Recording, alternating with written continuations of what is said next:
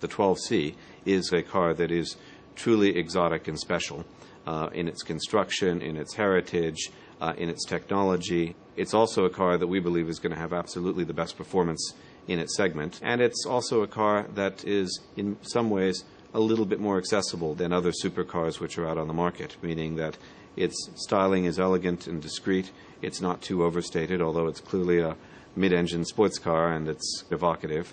And it's easy to use. It's got a big boot, it's got space inside, it's comfortable, it's safe, you can drive it every day. And so it might appeal to some people who hadn't previously thought that mid-engine sports car was the type of car for them, and they might look at it and say, you know what, I could actually see myself driving this car, even on a daily basis. So I think it's going to have a broad appeal.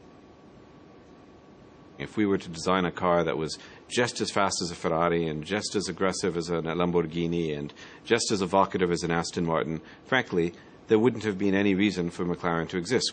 For a manufacturer to come in and say, we're going to make a car that's just as good as, is not good enough. We had to do something that was substantially better. We're McLaren, so this is a car that's more compact on the outside, but roomier on the inside. It has got the highest power in its segment, but also will have the best fuel economy and CO2 in its segment.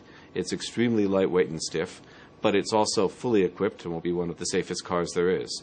It's got fantastic road holding and grip, as you'd expect from a super sports car, but it also has got extraordinary ride comfort. You get it all, this and that, not this or that.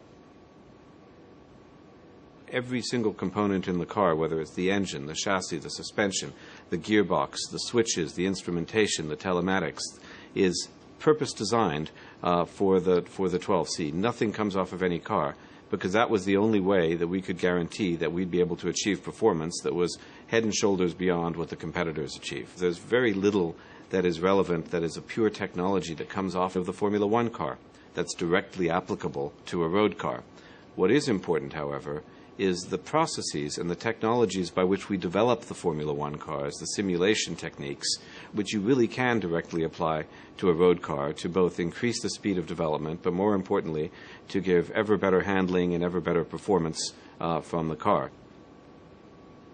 We have a tradition of designing cars that endure, that last in 10, 15, 20, 25 years from now. It still looks contemporary, it still looks well proportioned, and it still looks as if it was designed for a purpose. And the purpose in this case is to have fantastic driving enjoyment and have a car that's aerodynamically efficient and is easy and practical to drive.